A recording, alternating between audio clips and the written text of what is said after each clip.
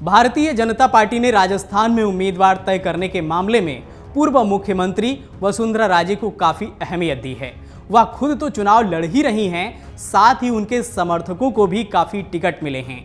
भाजपा नेतृत्व ने पिछले कुछ चुनावों से सबक लेते हुए यहां पर कोई जोखिम नहीं उठाया है और वह अब राज्य में सत्तारूढ़ कांग्रेस के खिलाफ सत्ता विरोधी माहौल का लाभ उठाने की पूरी कोशिश कर रही है। भाजपा ने राजस्थान की 200 सदस्यीय विधानसभा में 124 सीटों के लिए उम्मीदवार तय कर दिए हैं। अब उसे बाकी 76 सीटों के लिए नाम तय करना बाकी है। खास बात यह है कि शुरुआत में वसुंधरा राजे को ज्यादा अहमियत देने से बच रही पार्टी अब रणनीति में बदलाव करती हुई दिख रही है और उनकी राय के अनुसार कई टिकट भी तय किए गए हैं। 41 उम्मीदवारों की पहली सूची में पार्टी में 7 सांसदों को उतारने के साथ वसुंधरा राजे के समर्थकों पर भी कैंची चलाई थी, लेकिन दूसरी 83 सीटों की सूची में इसे ठीक करने के साथ ही वसुंधरा राजे को अहमियत दी गई है। इस सूची में लगभग 27 नाम वसुंधरा राजे के करीबियों के हैं। सूत्रों के अनुसार बीजेपी 5 राज्यों के चुनाव में अपनी सबसे मजबूत स्थिति राजस्थान में मान रही है।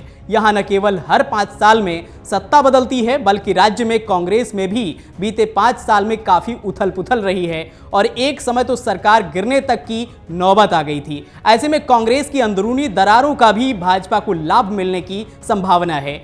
इस हालात में पार्टी ने राज्य में अपनी सबसे बड़ी नेता को साथ कर रखना जरूरी समझा है। हालांकि राज्य में टिकट वितरण को लेकर काफी विरोध का भी सामना करना पड़ा, लेकिन पार्टी को भरोसा है कि वह अपने नाराज कार्यकर्ताओं को मना लेगी। आपको बता दें कि कर्नाटक में बीजेपी की हार में एक बड़ी वजह बीएस येदियुरप्पा को मुख्यमंत्री पद से हटाना भी रहा था, क्योंकि पार्टी में उनके कद और प्रभाव वाला कोई दूसरा नेता नहीं था। लगभग यही स्थिति राजस्थान में वसुंधरा राजे को लेकर मानी जा रही है कि वह पार्टी के भीतर व बाहर सबसे प्रभावी नेता हैं। ऐसे में पार्टी उनकी नाराजगी नहीं झेलना चाहती है और उनकी नाराजगी झेलकर समीकरण नहीं बिगाड़ना चाहती है।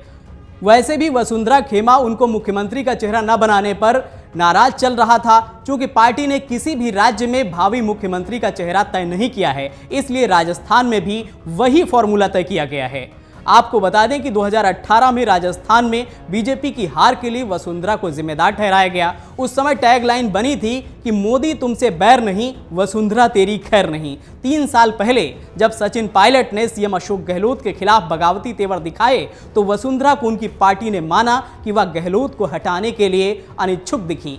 वसुंधरा और मध्य प्रदेश के मुख्यमंत्री शिवराज सिंह चौहान अटल आडवाणी युग की बीजेपी के दिग्गज नेताओं में से अंतिम हैं। राजनीतिक जानकारों का कहना है कि बीजेपी को लगता है कि 70 साल की वसुंधरा को अवसर मिल चुके हैं और अब नेतृत्व में बदलाव ही नहीं, जनरेशन शिफ्ट का भी समय आ गया है। लेकिन आज का दौर ऐसा है कि जहां राज्य के चुनाव ज्यादा प्रतिस्पर्धी और बेहद स्थानीय होते हैं, यहां महिला वोटर्स काफी महत्वपूर्ण होती हैं। यहां राष्ट्रीय आंकड़ों की बजाय क्षेत्रीय चेहरे चुनाव की दिशा और दशा तय करते हैं। वसुंधरा के महत्व के बारे में बीजेपी को देर से हुआ एहसास दिखाता है कि एक गहरे पितृसत्तात्मक राजनीतिक व्यवस्था में भी एक लोकप्रिय महिला राजनीतिक हस्ती का अपना प्रभाव हो सकता है, विशेष तौर पर उसका जिन्होंने खुद को प्रासंगिक बनाए रखा हो। अगर आप ये वीडियो YouTube पर देख रहे हैं तो हमारे चैनल को सब्सक्राइब करें और बेल आइकन को दबाना ना भूलें। अगर आप Facebook पर ये वीडियो देख रहे हैं तो हमारे पेज को लाइक करें।